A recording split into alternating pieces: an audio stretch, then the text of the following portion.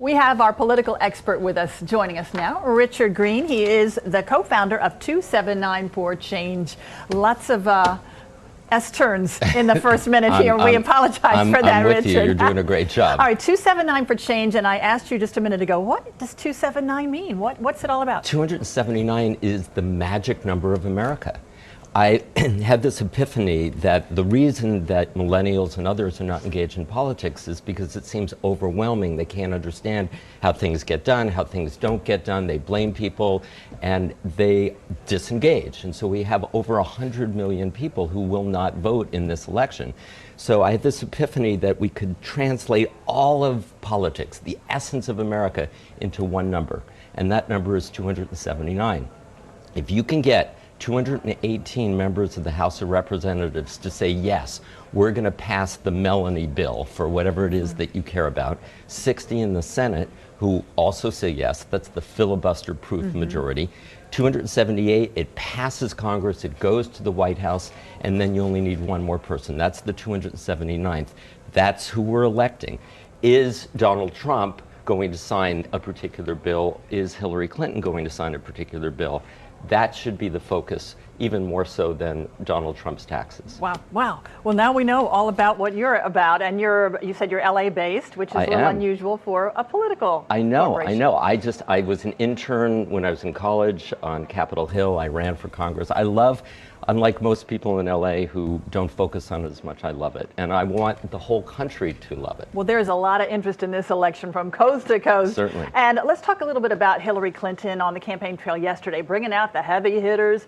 She had Michelle Obama stumping for her earlier in the day, and then she had Bernie Sanders with her a little bit later. Michelle Obama, she said being president is nothing like reality TV. She said, this is not an apprenticeship. America needs an adult in the White House, and she slammed Donald Trump's comments about women. How effective was this, bringing out the First Lady on the campaign trail? I think she's amazing. I think she would have won running away had she run for the office herself. But it doesn't make as much of a difference as you think.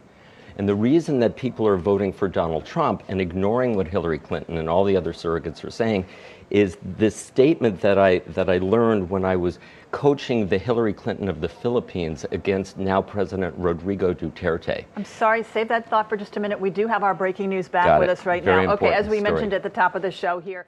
Welcome back to News Talk, and we're back with our political expert, and we're talking today with Richard Greene. He is with the 279 for Change organization. Before we broke for that news, we were talking about Hillary Clinton on the campaign trail and how she brought out the big guns. Michelle Obama with her yesterday. Bernie Sanders also stumping for Hillary Clinton yesterday, and that was a direct effort to court the millennial vote. Talk about how important that is for Hillary. Well, let me segue from that very important news story. If people are concerned about our criminal justice system, all you need to do is crowdsource 218 congressmen, 60 senators, and a president who will sign a bill to change what's going on, whether it has to do with body cameras or policing or minimum sentencing or anything. The exciting thing about this election is that millennials, and this is why we're trying to get them to understand this, millennials with their huge numbers and any other group can actually create a revolution, a Bernie revolution, on anything they want. So you want to get money out of politics, get 279 of the right people elected on November 8th, and you can do that. There are bills for that. You want equal pay for women. You want to build a wall. You want lower taxes. You want higher taxes. You want to fight climate change. But here's the problem. Millennials do not appear to be enthused about either one of the major party candidates. And what is the big risk here, that they're not going to come out to the polls? Because they're not talking about this. They're talking about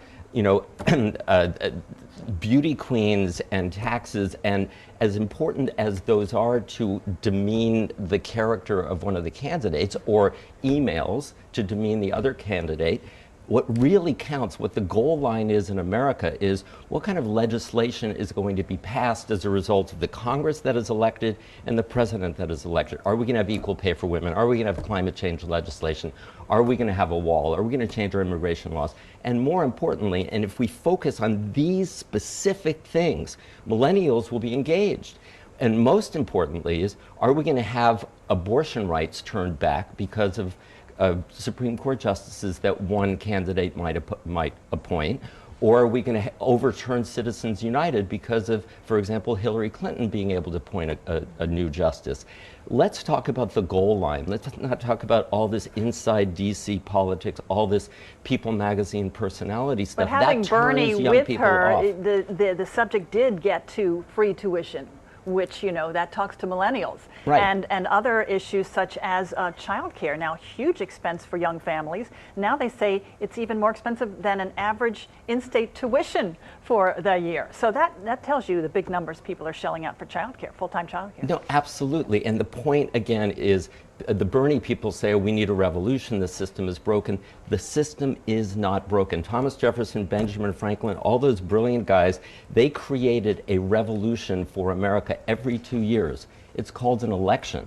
And when young people understand that, they go, huh, when we explain this whole 279 concept and this idea that you can be a citizen lobbyist and actually go to your congressmen and your congressional candidates, your Senate candidates, and say, hashtag vote for this bill, whether it's equal pay for women or climate change or whatever it is, or free college for all, or health care, vote for this bill or I won't vote for you.